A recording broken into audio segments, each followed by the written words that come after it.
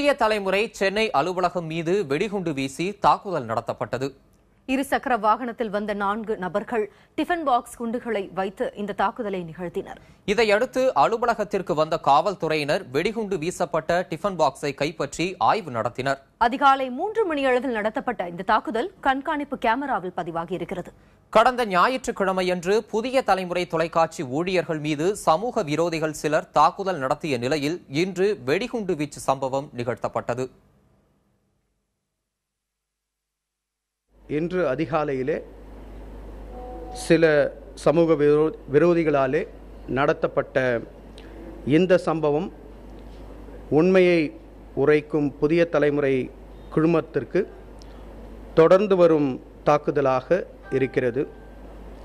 இப்படிப்பட்ட தொடர் தாக்குதலையும் சமூக விரோதிகளையும் அதன் பின் இருக்கின்ற கூட்டத்தையும் புதிய தலைமுறை குழுமம் மிகவும் வன்மையாக கண்டிக்கிறது. புதிய தலைமுறை அலுவலகம் மீது எப்படி தாக்குதல் நடத்தப்பட்டது, அது பற்றி இப்போது விரிவாக பார்க்கலாம். அதிகாலை 3:15 மணி புதிய தலைமுறையின் தலைமை அலுவலக வாயில் பகுதி. நிசப்தமான நேரத்தில் இருசக்கர வாகனம் ஒன்று அலுவலகத்தை கடந்து தொழிற்பேட்டை பகுதியை நோக்கிச் செல்கிறது.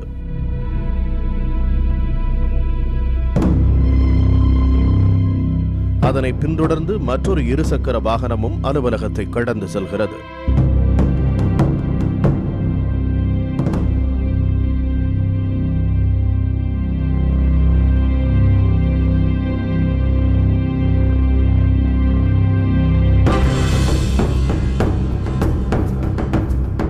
அலுவலக வாயிலை நோட்டமிட்ட பின்னர் சில நொடிகளில் அந்த 2 இருசக்கர வாகனங்களும் அலுவலகத்தின் 2வது வாயில் அருகே நிற்கின்றன.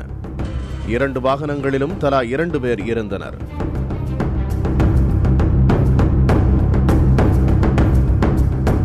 அடுத்த சில மணித்துளிகளில் டிஃபன் பாக்ஸ் வெடிகுண்டுகளை புதிய தலைமுறையின் அலுவலகத்திற்குள் அவர்கள் வீசி எறிய பயங்கர வெடிச்சத்தத்தால் அலுவலகம் அதிர்கிறது.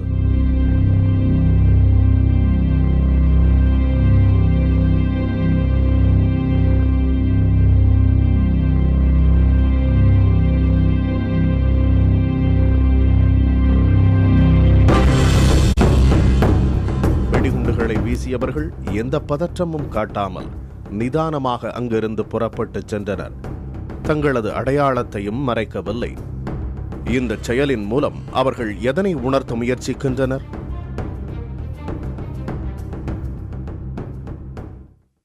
புதிய தலைமுறை அலுவலகம் மீது வெடிகுண்டு வீசி தாக்குதல் நடத்தப்பட்ட சம்பவத்தில் 6 பேர் கைது செய்யப்பட்டுள்ளனர். இது தொடர்பான கூடுதல் தகவல்களை அளிக்கிறார் நமது செய்தியாளர் மணிகண்டன். மணிகண்டன், ஒரு செய்தி அலுவலகத்தின் மீது நிகழ்த்தப்பட்டிருக்கும் இந்த தாக்குதல் பெரிய அளவில் கண்டனங்களையும் எதிர்ப்புகளையும் அதிர்ச்சியும் கிளப்பியிருக்கு. அதிகாலை நிகழ்த்தப்பட்ட இந்த தாக்குதலில் இதுவரை காவல்துறையினர் என்ன மாதிரியான நடவடிக்கை எடுத்திருக்காங்க, அது பத்தி முதல்ல சொல்லுங்க. புதிய தலைமுறை அலுவலகத்தில் இன்று அதிகாலை நிகழ்த்தப்பட்ட இந்த டிஃபன் பாக்ஸ் வெடிகுண்டு தாக்குதலை அடுத்து காவல்துறையினர் சம்பவ இடத்திற்கு விரைந்து வந்து சோதனை செய்தார்கள். அதன் பிறகு வெடிகுண்டு நிபுணர்களை வரவழைக்கப்பட்டு அது எந்த வகையான வெடிகுண்டு என்பது குறித்து ஆய்வு செய்தார்கள். கடைசியில் அது டிஃபன் பாக்ஸ் வெடிகுண்டு என்று உறுதியானது. இது தொடர்பாக கிண்டி போலீசார் வழக்கு பதிவு செய்து 7 தனிப்படைகள் அமைத்து விசாரணை செய்து வந்தார்கள். வேலூர், காஞ்சிபுரம், மதுரை ஆகிய ஊர்களுக்கு தனிப்படை விரைந்து குற்றவாளிகளை தேடி வந்தனர். இந்நிலையில் இன்று மாலை 6 பேர் கைது செய்யப்பட்டிருக்கிறதாக, அதாவது இந்த தாக்குதல் சம்பவம் தொடர்பாக சென்னையில் 6 பேர் கைது செய்யப்பட்டிருக்கிறதாக காவல்துறை தரப்பில் நமக்கு தகவல் தெரிவிக்கப்பட்டிருக்கிறது. இது தொடர்பாக இன்று மாலை சென்னை வேப்பேரியில் உள்ள மாநகர காவல் ஆணையர் அலுவலகத்தில் மாநகர காவல் ஆணையரே செய்தியாளர் சந்திப்பில் இது குறித்து தெரிவித்தார். அவர்களது பெயர் விவரம் வருமாறு: மதுரையில் இன்று காலை மதுரை நீதிமன்றத்தில் சரணடைந்த ஜெயம் பாண்டியன், அதாவது இந்து இளைஞர் சேனா அமைப்பை சேர்ந்த ஜெயம் பாண்டியனுடைய உறவினர் வேணுகோபால். இந்த வேணுகோபால் தான் சென்னையில் உள்ள அந்த டிராவல்ஸ் நிறுவனத்தை, சென்னை கோயம்பேட்டில் டிராவல்ஸ் நிறுவனத்தை நடத்தி வந்திருக்கிறார். வேணுகோபால் மற்றும் இந்த டிராவல்ஸ் நிறுவனத்தில் வேலை செய்யக்கூடிய சரவணன், சிவா, மகாதேவன், முரளி, ராஜா ஆகியோர் இந்த செயலில் ஈடுபட்டிருக்கிறதாக தெரிவித்திருக்கிறார். நேற்று இரவு 10 மணிக்கே வேணுகோபால் இந்த மீதியுள்ள 4 பேருக்கும் புதிய தலைமுறை அலுவலகத்தில் குண்டு வீச குண்டு அதாவது டிஃபன் பாக்ஸ் வெடிகுண்டு வீச வேண்டும் என்று கட்டளையிட்டிருக்கிறார் என்று காவல் ஆணையர் ஜார்ஜ் தெரிவித்திருக்கிறார். இதில் வேணுகோபால் மதுரையைச் சேர்ந்தவர். வேணுகோபால் ஜெயம் பாண்டியனுடைய உறவினர் என்று தகவல் தெரிவித்திருக்கிறார்கள். சரவணன் திருவண்ணாமலை மாவட்டத்தைச் சேர்ந்தவர். சிவா உசிலம்பட்டியைச் சேர்ந்தவர். மகாதேவன் சிவகங்கையைச் சேர்ந்தவர். முரளி திண்டுக்கல்லைச் சேர்ந்தவர். ராஜா சென்னையைச் சேர்ந்தவர் என்ற விவரம் தெரிய வந்திருக்கிறது. இதில் இன்று அதிகாலை புதிய தலைமுறை அலுவலகத்தில் அந்த வெடிகுண்டு வீச்சில் ஈடுபட்ட 4 பேரது விவரம் வேணுகோபால், சரவணன், சிவா மற்றும் ராஜா. இந்த 4 பேரும் தான் 2 இருசக்கர வாகனத்தில் வந்து புதிய தலைமுறை அலுவலகத்தில் 2 டிஃபன் பாக்ஸ் வெடிகுண்டுகளை வீசியிருக்கிறதாக செய்தியாளர் சந்திப்பில் கமிஷனர் ஜார்ஜ் அவர்கள் தெரிவித்திருக்கிறார்கள்.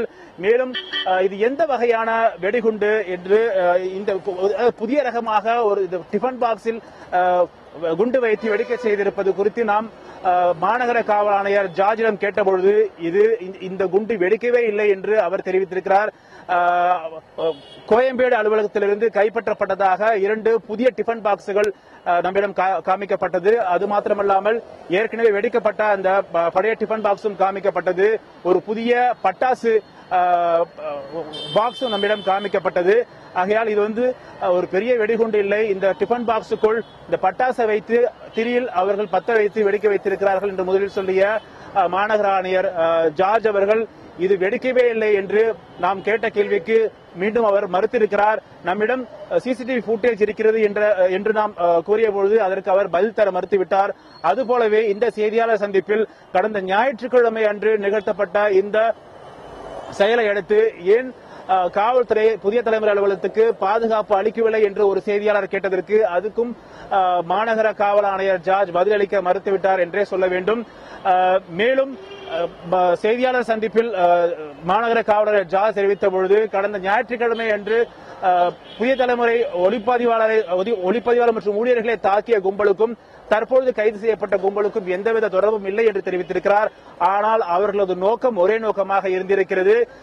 மேலும் இந்த 7 தனிப்படையினரும் புதிய தலைமுறை அலுவலகத்தில் கிடைத்த அந்த சிசிடிவி ஃபுட்டேஜ் வைத்து இந்த 6 குற்றவாளிகளையும் கைது செய்து இருப்பதாக தெரிவித்திருக்கிறார். மேலும் கோயம்பேடு அலுவலகத்திலிருந்து ஒரு 2 சக்கர வாகனத்தை பறிமுதல் செய்திருப்பதாகவும் தெரிவித்திருக்கிறார்கள்.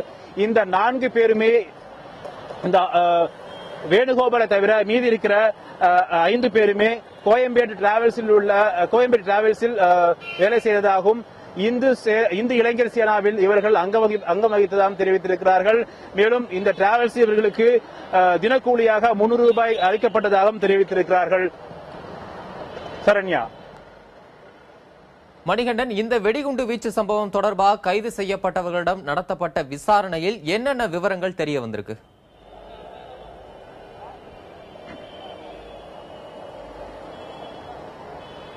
முதலில் மதுரையில் சரணடைந்த ஜெயம் பாண்டியன் அளித்த தகவல் இந்த தனிப்படையினருக்கு ஒரு கூடுதல் தகவலாக கிடைத்திருக்கிறது. அது மாத்திரமல்லாமல் ஏற்கனவே நம் புதிய தலைமுறை அலுவலகத்தில் கைப்பற்றப்பட்ட அந்த பதிவை வைத்தும் போலீசார் இந்த குற்றவாளிகளை கைது செய்திருக்கிறார்கள். கைது செய்த குற்றவாளிகளிடமிருந்து தற்போது விசாரணை நடத்தி வருகிறார்கள். இன்னும் அவர்கள் கோர்ட்டில் ஆஜர்படுத்தவில்லை. அவர்களிடம் சில விசாரணைகளை செய்த பிறகு அவர்கள் கோர்ட்டில் ஆஜர்படுத்த இருக்கிறார்கள். இதுவரை செய்த விசாரணையில் கிடைத்த தகவல் படி புதிய தலைமுறையில் தாலி குறித்து ஒளிபரப்பாக இருந்த அந்த நிகழ்ச்சிக்கு எதிர்ப்பு தெரிவித்தே இவர்கள் இது போன்ற காரியத்தில் ஈடுபட்டதாகவும் இந்த காரியத்தில் ஈடுபட வைத்தது வேணுகோபால் என்றும் வேணுகோபால் மற்றும் மதுரையில் சரணடைந்த ஜெயம் பாண்டியன் என்றும் இவர்கள் தெரிவித்திருக்கிறார்கள். தமிழ். மணிகண்டன், ஊடகத்துறையில் மிக பெரும் அதிர்ச்சியை ஏற்படுத்தியிருக்கும் இந்த சம்பவம் குறித்து காவல்துறை இதுவரை எடுத்திருக்கும் விசாரணை தகவல்களை களத்திலிருந்து கொடுத்தீங்க. நன்றி. சென்னையில் புதிய தலைமுறை தலைமை அலுவலகத்தின் மீது நடத்தப்பட்ட வெடிகுண்டு தாக்குதல் சம்பவம் தொடர்பாக மதுரை நீதிமன்றத்தில் சரணடைந்தவரை வரும் 19ஆம் தேதி வரை நீதிமன்ற காவலில் வைக்குமாறு நீதிபதி உத்தரவிட்டிருக்கிறார். இது தொடர்பாக செய்தியாளர் ஹரிகிருஷ்ணன் அளிக்கும் கூடுதல் தகவல்களை பார்க்கலாம். ஹரிகிருஷ்ணன், இந்த வெடிகுண்டு வீச்சு சம்பவம் தொடர்பாக மதுரை நீதிமன்றத்தில் சரணடைந்தவர் யார்? அவரோட பின்னணி பத்தி சொல்லுங்க. தமிழ் பார்த்தீங்கன்னா இந்து இளைஞர் சேனா அமைப்பின் மாநில தலைவர் தான் இந்த ஜெயம் என்று சொல்லப்படுகிற இந்த பாண்டியன். இவர் வந்து மதுரை சோழகபுரத்தை மையமாக கொண்டு செயல்படும் இந்து இளைஞர் சேனாவின் மாநில தலைவராக செயலாற்றி வருகிறார். இந்த அமைப்பானது மதுரையில் சோழகபுரத்தில் இந்த அமைப்பு தலைமையிடமாக கொண்டு இயங்கி வருகிறது. ஆனால் இவர்களுடைய தொழில் மற்றும் மற்ற முக்கிய வந்து போக்குவரத்து நடைமுறைகள் எல்லாம் சென்னையில் கோயம்பேட்டு பகுதியில் தான் இருந்திருக்கிறது. கோயம்பேட்டில் ஜெயம் டிராவல்ஸ் என்ற டிராவல்ஸை அவர் நிறுவி தொடர்ந்து நடத்தி வருகிறார். இவர் இந்து அமைப்பின் மூலமாக ஏற்கனவே இந்து மக்கள் கட்சி என்று பல்வேறு கட்சிகள் இருக்கின்றன. அந்த கட்சிகளோடு சேர்ந்து இவர் ஒரு தனி அமைப்பாக செயல்பட்டு வருகிறார். இவர் இந்த நிலையில் வந்து இன்று காலை ஒரு 10:30 மணி அளவில் வந்து நீதிமன்ற மதுரை மாவட்ட 6வது குற்றவியல் நீதிமன்ற நீதிபதி மாரீஸ்வரி முன்பாக சரணடைந்துள்ளார். அப்பொழுது புதிய தலைமை அலுவலகத்தில் அதிகாலையில் வெடிகுண்டு தாக்குதல் நடத்தப்பட்டது. தமது குழுவினர் தான் தமது கட்சியை சேர்ந்த அமைப்பை சேர்ந்தவர் தான் தாக்குதலில் ஈடுபட்டிருக்கிறார்கள். அதன் அடிப்படையில் என்னை வந்து காவல்துறையில் தேடுவதற்காக வாய்ப்பு உள்ளது. அதனால் தான் நான் சரணடைந்துள்ளேன் என்று அவர் சரணடைந்துள்ளார். அதாவது வருகின்ற 19ஆம் தேதி வரை நீதிமன்ற காவலில் வைக்கவும் 19ஆம் தேதி அன்று சைதாப்பேட்டையில் உள்ள நீதிமன்றத்தில் அவரை ஆஜர்படுத்தவும் நீதிபதி மாரீஸ்வரி உத்தரவிட்டார். அதனைத் தொடர்ந்து அவரை அங்கிருந்து அழைத்து செல்ல மதுரை மத்திய சிறையில் அடைக்கப்பட்டுள்ளார். இடையிலே வந்து சென்னை காவல்துறை தனிப்படை போலீசார் வந்து அவரிடம் வந்து காவலில் எடுத்து நீதிமன்றத்திலிருந்து காவல்துறை பாதுகாப்பில் எடுத்து விசாரிப்பதற்காக வாய்ப்புள்ளதாகவும் உளவுத்துறை காவல்துறையினர் தெரிவிச்சிருக்காங்க. தற்போது வந்து அவர் இந்த பார்த்தீங்கன்னா இந்த பல்வேறு இடங்கள் அந்த அமைப்பு ஒரு அமைப்பாக செயல்பட்டு வருகிறது. தன்னுடைய குழுவினர் தான் இந்த தாக்குதலில் ஈடுபட்டதாக இவர் சொல்லியிருக்கிறார். அதன் அடிப்படையில் இவர் கொடுத்த தகவலின் அடிப்படையில் தான் அங்கே தனிப்படை போலீசார் வந்து சென்னையில் இந்த மேற்கண்ட 6 பேரையும் கைது செய்வதற்காக ஒரு வாய்ப்பாக இருந்திருக்கிறது என்று உளவுத்துறை போலீசார் நமக்கு தகவல் தெரிவிச்சிருக்காங்க. தமிழ். சரி ஹரி, அந்த நபருக்கு நீதிமன்ற காவல் உத்தரவிடப்பட்டிருக்கும் வேளையில் அவரை போலீஸ் காவலில் எடுத்து விசாரிக்கிறதுக்கு காவல்துறையினர் ஏதாவது முடிவு செஞ்சிருக்காங்களா? ஏதாவது கோரிக்கை விடுக்கப்பட்டிருக்கா? மதுரை உளவுப்பிரிவு போலீசாரை பொறுத்தவரை அவரிடம் கேட்டபொழுது தற்போது வந்து அவர் நீதிமன்றத்தில் வந்து சரணடைந்த பின்னர் தான் இந்த தாக்குதல் சம்பவத்தில் இப்படி ஒரு அமைப்பு பின்னணியில் இருக்கிறது என்பது தெரிய வந்துள்ளது. உடனடியாக நாங்கள் இங்கிருந்து அவருடைய தகவல்கள், அவர் யார், எந்த பின்னணியில் இருக்கிறார், இவர் எந்த அமைப்பில் இருக்கிறார், இவர் கூட யார் இருக்கிறார் என்பதை உடனடியாக அவரிடமிருந்து தகவல்களை கேட்ட பின் சென்னையில் உள்ள காவல்துறைக்கு தகவல் கொடுத்துள்ளனர். அதன் அடிப்படையில் தான் மேற்கண்ட 6 பேரையும் கைது செய்துள்ளனர். தற்போது வந்து இன்னும் அதாவது இவர் வந்து நீதிமன்ற காவலில் வருகின்ற 19ஆம் தேதி இடைக்காலமாக 7 நாட்கள் மதுரை மத்திய சிறையில் அடைக்க உத்தரவிட்டிருக்கிறார்கள். இந்த 7 நாட்களில் வழக்கு தொடர்பாக வேறு யாராவது இருப்பதற்கு நடவடிக்கையில் ஈடுபட்டதற்கான வாய்ப்பு இருக்கிறதா என்பது குறித்து விசாரிப்பதற்காக தனிப்படைகள் இவரை காவலில் எடுத்து விசாரிப்பதற்காக வாய்ப்பு இருக்கிறது என்று தெரிவிச்சிருக்காங்க. தற்போது வந்து 6 பேரை கைது செய்துள்ள நிலையில் மேற்கொண்டு யாராவது இருக்கிறார்களா என்பது கோணத்திலும் அடுத்த கட்ட விசாரணை செல்லக்கூட வாய்ப்புள்ளதாக தெரிவிச்சிருக்காங்க. முதற்கட்டமாக இவர் வந்து கைது செய்ய இந்த நீதிமன்றத்தில் சரணடைந்தவர் மதுரை மத்திய சிறையில் அடைக்கப்பட்டுள்ளார். சரியாக வந்து 19ஆம் தேதி காலையில் வந்து சைதாப்பேட்டை மெட்ரோபாலிட்டின் அந்த நீதிமன்றத்தில் வந்து ஆஜர்படுத்த காவல்துறையினருக்கு உத்தரவிட்டிருக்காங்க நீதிபதி மாரீஸ்வரி அவர்கள். சரண்யா, உங்களுடைய தகவல்களுக்கு நன்றி ஹரிகிருஷ்ணன். புதிய தலைமுறையின் தலைமை அலுவலகம் மீதான வெடிகுண்டு தாக்குதலை கண்டித்து சென்னையில் பத்திரிகையாளர்கள், அரசியல் கட்சிகளின் பிரமுகர்கள் ஆர்ப்பாட்டத்தில் ஈடுபட்டனர். குற்றவாளிகளை கடுமையாக தண்டிக்கவும் அவர்கள் வலியுறுத்தினர்.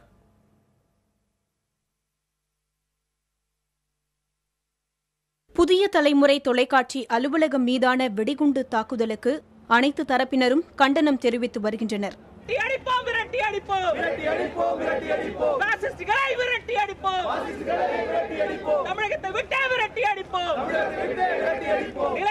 இந்த நிலையில் வெடிகுண்டு வீச்சு பற்றி அறிந்ததும் காலையிலேயே பல்வேறு ஊடகங்களைச் சேர்ந்த பத்திரிகையாளர்களும் அரசியல் கட்சியினரும் புதிய தலைமுறை அலுவலகத்திற்கு திரண்டு வந்தனர். வெடிகுண்டு தாக்குதலை கண்டித்து அவர்கள் முழக்கமிட்டனர். கருத்துரிமையை தடுக்கின்ற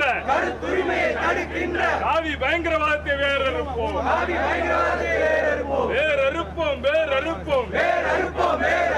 கருத்துரிமையை பறிக்கின்ற காவி பயங்கரவாதத்தை வேறறுப்போம். புதிய தலைமுறை மீதான வெடிகுண்டு வீச்சு கருத்து சுதந்திரத்திற்கு எதிரான தாக்குதல் என கண்டனம் தெரிவித்த அவர்கள் குற்றவாளிகளை கடுமையாக தண்டிக்க வேண்டும் என வலியுறுத்தினர். இது முளையிலேயே வந்து காவல்துறை கிள்ளி அறியவில்லைன்னா இது பரவிடும். அது நீங்க ஒன்னு தெரிஞ்சுக்கணும், வன்முறை என்பது 2 பக்கமும் கூர்மையான கத்தி. அது யாரு கையில் ஏந்திரானோ அவனையே பதம் பார்க்கும். தாக்குதலிலும் நீங்கள் தொடர்ந்து செயல்படுவீர்களா? தாக்குதலை பற்றி சொல்வதற்காக செயல்படுவோம். இதுதான் ஊடகவியலாளர்கள், இதுதான் பத்திரிகையாளர்கள். ஒடுக்குமுறையிலேயே மிக மோசமான ஒடுக்குமுறை என்பது இந்த கருத்துரிமை மீதான ஒடுக்குமுறை தான்.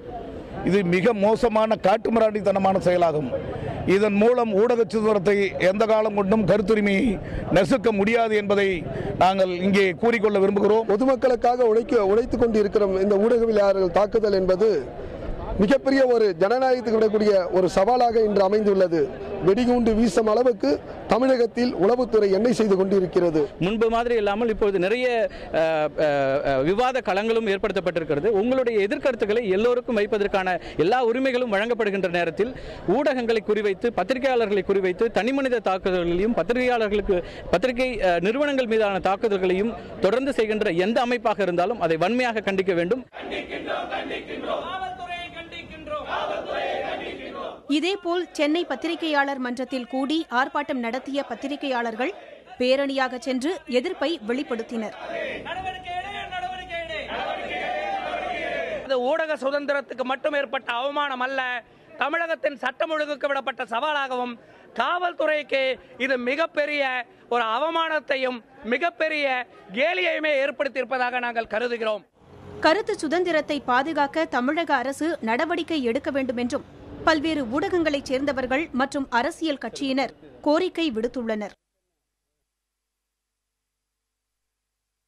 சென்னையில் புதிய தலைமுறை அலுவலகம் மீது வெடிகுண்டு வீசி தாக்குதல் நடத்தப்பட்டதை கண்டித்து தமிழகத்தின் பல்வேறு பகுதிகளில் பத்திரிகையாளர்கள் ஆர்ப்பாட்டம் நடத்தினர்.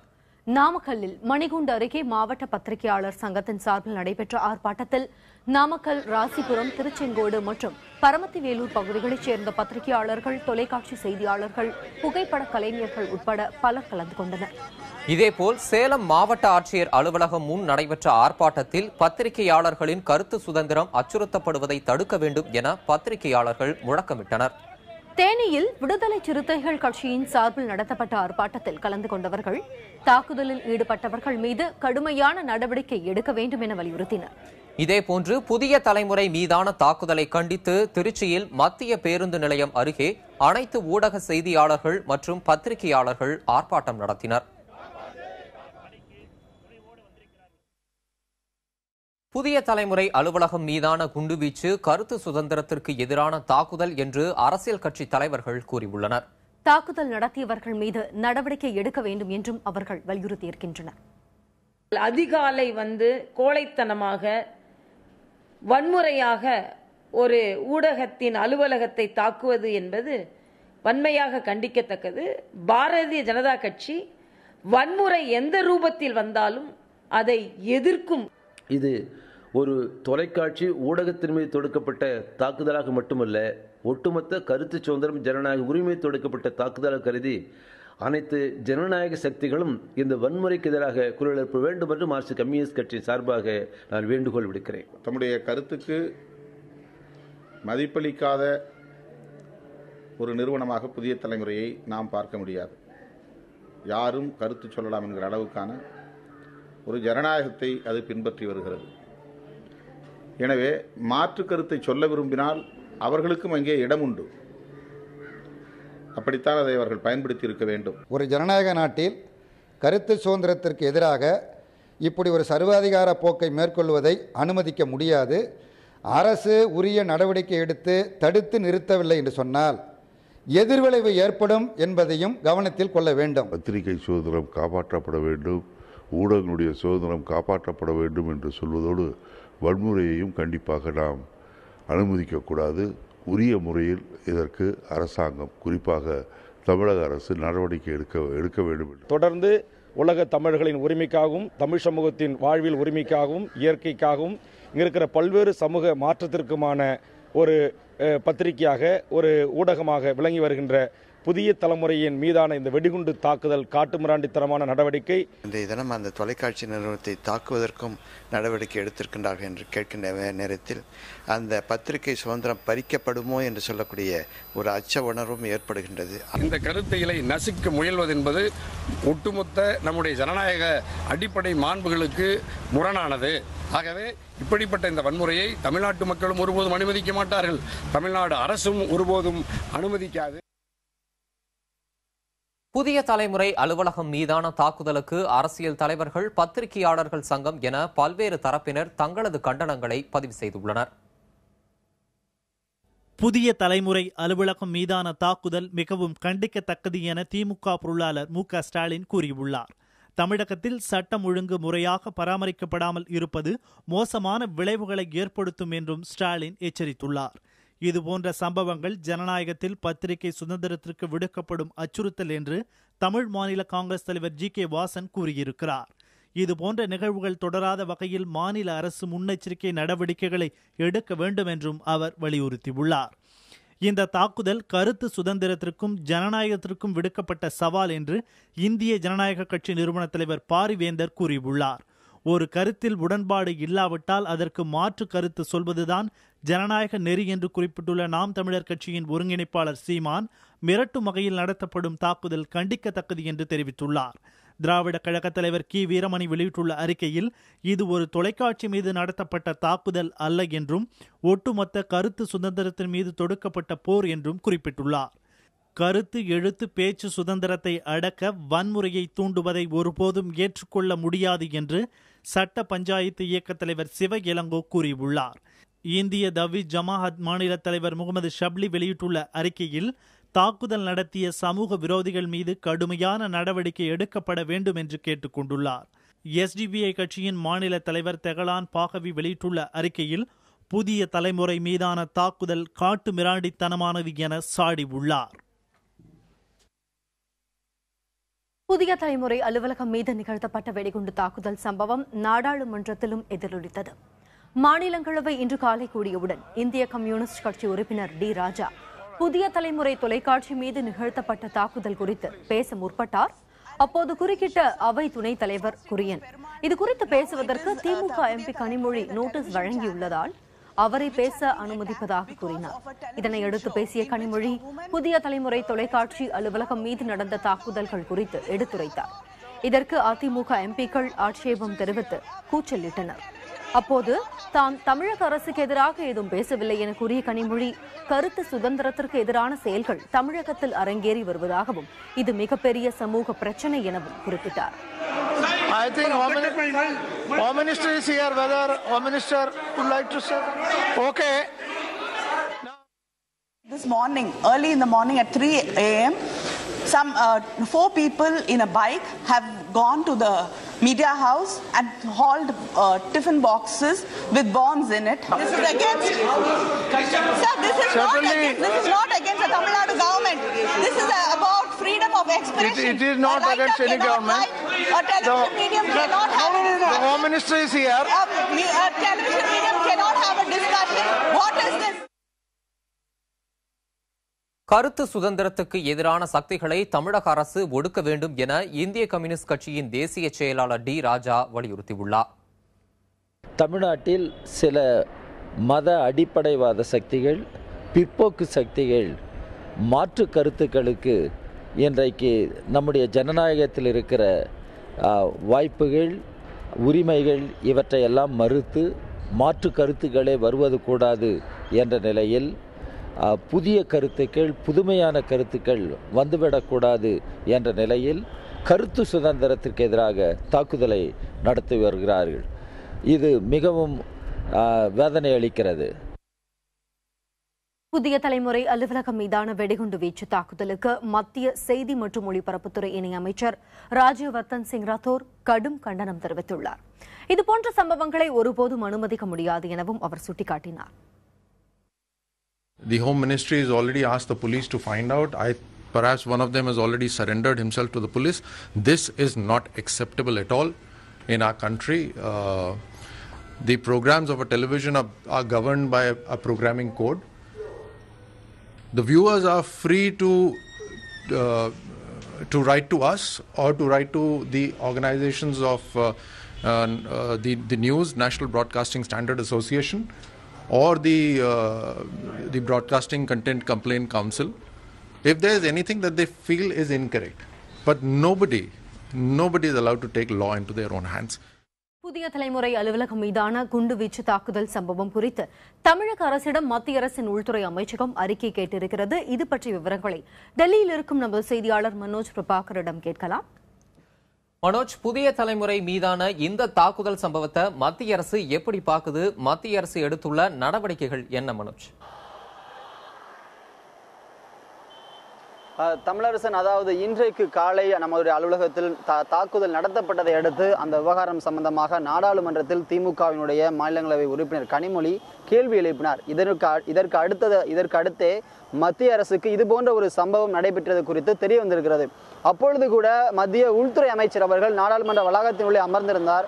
ஆனாலும் அவர் இது குறித்து பதிலளிக்கும் போது, எனக்கு இந்த விவகாரம் சம்பந்தமாக இதுவரைக்கும் எந்த தகவலும் இல்லை, எனக்கு சற்று கால அவகாசம் கொடுங்கள், உடனடியாக இந்த விவகாரம் குறித்து விசாரித்து விட்டு அவையில் நான் இது குறித்து விளக்கம் அளிக்கிறேன் என்று தெரிவித்திருந்தார். அதனுடைய அடிப்படையிலேயே மத்திய உள்துறை அமைச்சக அதிகாரிகள் அனைவருக்கும் இது குறித்து விசாரணை நடத்த உத்தரவு பிறப்பிக்கப்பட்டது. உடனடியாக மத்திய உள்துறை அமைச்சகமானது தமிழக அரசிடம் தொடர்பு கொண்டு அங்கு நடைபெற்ற விஷயங்கள் என்ன, இதுவரைக்கும் எடுக்கப்பட்டிருக்கிற நடவடிக்கைகள் என்ன என்பது குறித்தெல்லாம் கேட்டிருக்கிறார்கள். அதற்கு பிறகு மத்திய உள்துறை அமைச்சருக்கும் சரி, மத்திய தகவல் மற்றும் ஒலிபரப்புத்துறை அமைச்சகத்துக்கும் சரி இது சம்பந்தப்பட்ட தகவல்களானது அனுப்பப்பட்டிருக்கிறது. மத்திய அரசினை பொறுத்தவரைக்கும் நாம் பார்க்கும் பொழுது ஒரு ஊடகத்தின் மீது நடத்தப்படக்கூடிய இது போன்ற தாக்குதல்களானது கடுமையான கண்டனத்துக்குரியதாக அவர்கள் பார்க்கிறார்கள். ராஜ்யவர்தன் சிங் ரத்தோர்கள் தெரிவிக்கும் பொழுது கூட இது போன்ற விஷயங்களை சகித்துக் கொள்ள முடியாது. ஒரு கருத்து சுதந்திரத்திற்கு எதிராக நடத்தப்படக்கூடிய தாக்குதல்கள் ஒட்டுமொத்தமாகவே அழிவு பாதையை நோக்கி நகரக்கூடிய ஒரு விஷயத்துக்கு வழிவகுக்கும். எனவே இதனை மத்திய அரசு பார்த்து கொண்டிருக்கார் என தெரிவித்திருக்கார். அதோடு மற்ற அமைச்சர்களும் சரி, நாடாளுமன்ற உறுப்பினர்களும் சரி, இதுபோல ஊடகத்தின் மீது நடத்தப்படக்கூடிய தாக்குதல்களை கடுமையாகவே கண்டித்திருக்கிறார்கள். எனவேதான் மத்திய அரசு இந்த சூழ்நிலையில் தமிழக அரசிடம் உடனடியாக இந்த விவகாரத்தில் அறிக்கை அனுப்புமாறு கேட்டுக்கொண்டிருக்கிறது. ஊடகங்கள் மீது நடத்தப்படக்கூடிய தாக்குதலை மத்திய அரசு எவ்வாறு அணுகுகிறது, அதன் மூலமாக எதை சொல்ல விளைகிறது என்பது குறித்த விஷயங்கள் எல்லாம் உடனடியாக அவர்கள் இதில் எடுத்த நடவடிக்கை வைத்தே பார்க்க முடியும். தமிழக அரசும் தற்போது இந்த விவகாரத்தை அனுப்பக்கூடிய அந்த அறிக்கையினை பொறுத்தே மத்திய அரசினுடைய அடுத்த கட்ட நடவடிக்கைகள் துவங்கும். தமிழரசன். சரி மனோஜ், மத்திய உள்துறை அமைச்சகத்திற்கு தமிழக அரசு இந்த தாக்குதல் சம்பவம் குறித்த உடனடியாக அறிக்கை கொடுக்கணும் அப்படின்னு சொல்லப்பட்டிருக்கு. அந்த உடனடியாக என்பது எதுவரை கால அவகாசம் ஏதாவது குறிப்பிடப்பட்டிருக்கா? சரண்யா, எப்பொழுதுமே ஒரு மாநிலத்தில் இது போன்ற விஷயங்கள் நடக்கும் பொழுது மத்திய உள்துறை அமைச்சகமானது ஒரு வார காலத்திற்கு காலக்கெடு கொடுப்பார்கள். அதற்கு உள்ளாக ஒவ்வொரு மாநில அரசும் அங்கு நடைபெற்ற விஷயங்கள் என்ன என்பது குறித்து அறிக்கை அனுப்ப வேண்டும். தற்பொழுது நம்முடைய அலுவலகத்தின் மீது நடத்தப்பட்ட தாக்குதல் விஷயத்தில் மத்திய அரசு கேட்டிருக்கக்கூடிய அறிக்கையை பார்க்கும் பொழுது இந்த தாக்குதலானது எதற்காக நடைபெற்றது, இந்த தாக்குதலில் இதுவரைக்கும் விசாரணைகள் மேற்கொள்ளப்பட்டதா இல்லையா, அல்லது தமிழக அரசினுடைய காவல்துறை சார்பாக எந்த மாதிரியான நடவடிக்கைகள் மேற்கொள்ளப்பட்டிருக்கிறது, விசாரணையினுடைய தற்போதைய நிலைமை என்ன, மேலும் இந்த இது போன்ற விஷயங்கள் எதிர்காலத்திலும் நடைபெறாத வண்ணம் எந்தெந்த மாதிரியான நடவடிக்கைகள் மேற்கொள்ள போகிறீர்கள் என்பது குறித்த ஒரு நீண்ட விளக்கமான அறிக்கையினை அவர் அளிக்க வேண்டும். குறிப்பாக ஒரு வார காலத்திற்கு உள்ளாக இது போன்ற அறிக்கையினை அனுப்பும் பொழுதுதான் மத்திய உள்துறை அமைச்சகத்தினுடைய சார்பாக இது போன்ற விஷயங்கள் எதிர்காலத்திலும் நடைபெறாத வண்ணம் காத்துக்கொள்வதற்கான நடைமுறைகளை வகுக்க முடியும். மேலும் மத்திய அரசிடமிருந்து மாநில அரசிற்கு இது போன்ற விஷயங்களில் என்னென்ன விஷயங்கள் தேவையோ, என்னென்ன உறுதுணை தேவையோ அவை போன்றவற்றை வழங்க முடியும். எனவே அதற்கும் மேலும் தாமதிக்காமல் தமிழக அரசு ஒரு வார காலத்திற்கு உள்ளாகவே அறிக்கை அனுப்ப வேண்டிய ஒரு கட்டாயமும் இருக்கிறது. ஏனெனில் அப்பொழுதுதான் மத்திய உள்துறை அமைச்சருடைய சார்பில் இருந்து ஒருவேளை நாளை வேறு யாராவது உறுப்பினர்கள் நாடாளுமன்றத்தில் கேள்வி எழுப்பினாலும் கூட இந்த விவகாரத்தில் மத்திய அரசு என்ன செய்திருக்கிறது, சம்பந்தப்பட்ட மாநில அரசு என்ன செய்திருக்கிறது என்பது குறித்தெல்லாம் பதிலளிக்க முடியும். எனவே மத்திய மாநில அரசுகளை பொறுத்த வரைக்கும் இந்த அறிக்கையானது முக்கியத்துவம் பெறுகிறது. சரண்யா. மனோஜ், தமிழக அரசிடம் மத்திய உள்துறை அமைச்சகம் அறிக்கை கேட்டிருக்கிறதா சொன்னீங்க. இந்த புதிய தலைமுறை அலுவலகம் மீதான தாக்குதல் சம்பவம் தொடர்பா நாடாளுமன்றத்தில் வேறு ஏதாவது கண்டனங்கள், நிகழ்வுகள் நடந்ததா?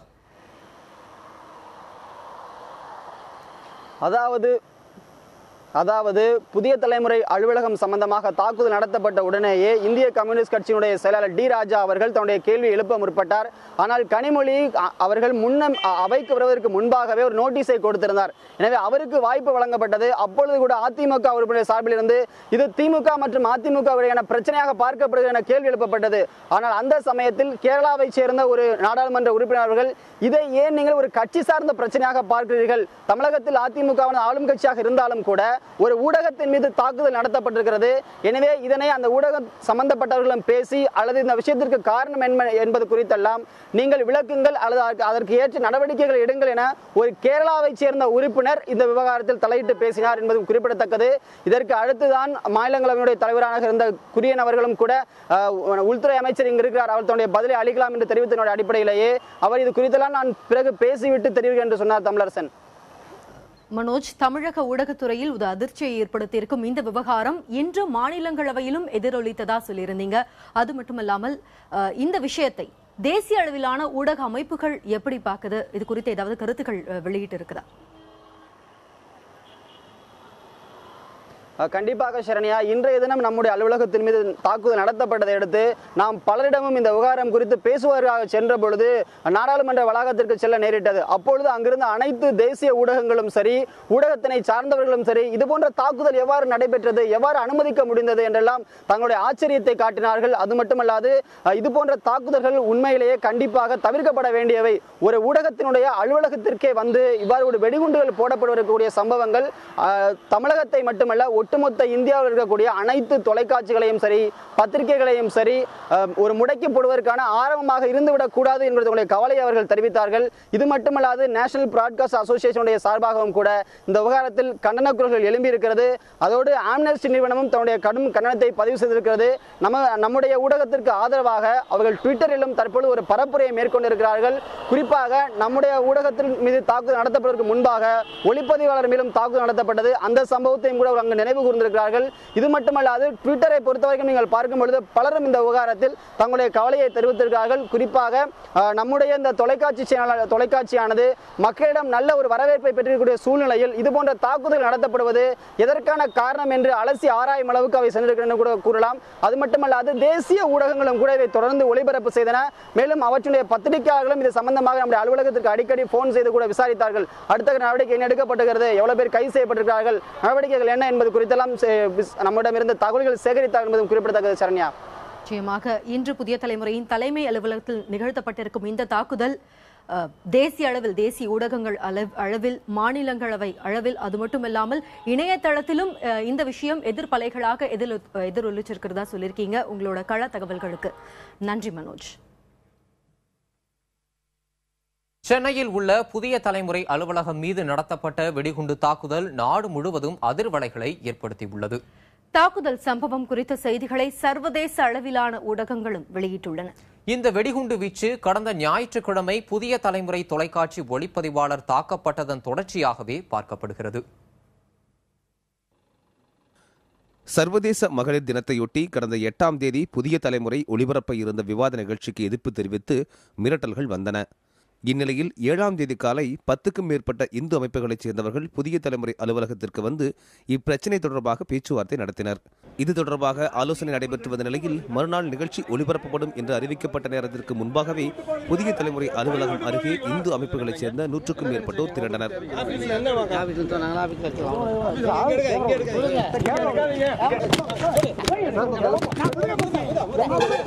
அப்போது புதிய தலைமுறையின் ஒளிப்பதிவாளர் கடுமையாக தாக்கப்பட்டதோடு ஒளிப்பதிவு கருவியும் உடைத்து நொறுக்கப்பட்டது. அப்போது அலுவலக பணிக்கு வந்த பெண் செய்தியாளரையும் அந்த வன்முறை கும்பல் தாக்க முற்பட்டது. இவை அனைத்தும் காவல்துறையினர் முன்னிலையிலேயே நடைபெற்றன. இந்த நிலையிலேயே இன்று காலை புதிய தலைமுறை அலுவலகத்தின் மீது வெடிகுண்டு தாக்குதல் நடத்தப்பட்டுள்ளது. புதிய தலைமுறை அலுவலகம் மீது வெடிகுண்டு வீசி தாக்குதல் சம்பவம் தொடர்பாக மதுரையில் சரணடைந்த ஜெயம் பாண்டியனின் சென்னை அலுவலகத்தில் காவல்துறையினர் இன்று ஆய்வு மேற்கொண்டனர். அது பற்றிய விவரங்களோடு உதயசூர்யா காத்திருக்கிறார். அவர் சொல்வதை கேட்கலாம். புதிய தலைமுறை அலுவலகம் மீதான வெடிகுண்டு தாக்குதலை தொடர்ந்து இந்து இளைஞர் சேனா அமைப்பின் தலைவர் ஜெயம் பாண்டியன் மதுரையில் சரணடைந்தார். அதனையடுத்து அவரது அலுவலகம் கோயம்பேட்டில் உள்ளது ஜெயம் டிராவல்ஸ். அந்த அலுவலகத்தில் இன்று 12 மணிக்கு மேலாக காவல்துறையினர் தொடர்ந்து சோதனை நடத்த ஆரம்பித்தனர். அந்த சோதனையில் இருந்துதான் தற்போது கைது செய்யப்பட்டிருக்கும் 6 பேரும் அங்கிருந்தான் கைது செய்யப்பட்டனர். மேலும் அவர்களிடமிருந்து டிஃபன் பாக்ஸுகள், வெடிபொருட்கள் பறிமுதல் செய்யப்பட்டிருப்பதாகவும் காவல்துறை தெரிவித்துள்ளது. மேலும் அங்கிருந்து பைக்குகளும் பறிமுதல் செய்யப்பட்டுள்ளன. அந்த இடத்தில் நடத்திய சோதனையின் பொழுதுதான் இந்த விஷயம் எல்லாம் தெரிய வந்திருக்கிறது. மேலும் தற்பொழுது அந்த அலுவலகமான பூட்டு போடப்பட்டு காவல்துறையினுடைய கட்டுப்பாட்டில் வந்துள்ளது. மேலும் இது தொடர்பாக விசாரிப்பதற்காக ஜெயம் பாண்டியனை காவல்துறையின் கட்டுப்பாட்டின் கீழ் எடுத்து விசாரிப்பதற்கும் காவல்துறை தீர்மானித்துள்ளது. மேலும் தற்போது கைது செய்யப்பட்டிருக்கும் 6 பேரிடம் தொடர்ந்து விசாரணைகள் நடத்தப்பட இருப்பதால் அவர்கள் இன்று இரவு அல்லது நாளை காலை தான் நீதிமன்றத்தில் ஆஜர்படுத்தப்படுவார்கள் என்று தெரிகிறது. கருத்து சுதந்திரத்தின் மீது தொடுக்கப்பட்ட அச்சுறுத்தலாகவே புதிய தலைமுறை அலுவலகத்தின் மீதான இந்த தாக்குதல் சமூகத்தின் அனைத்து தரப்பினராலும் பார்க்கப்படுகிறது. இனிமேலும் இதுபோன்ற சம்பவங்கள் நடக்கக்கூடாது என்பதே சமூகத்தின் அனைத்து தரப்பினரும் எதிர்பார்ப்பு.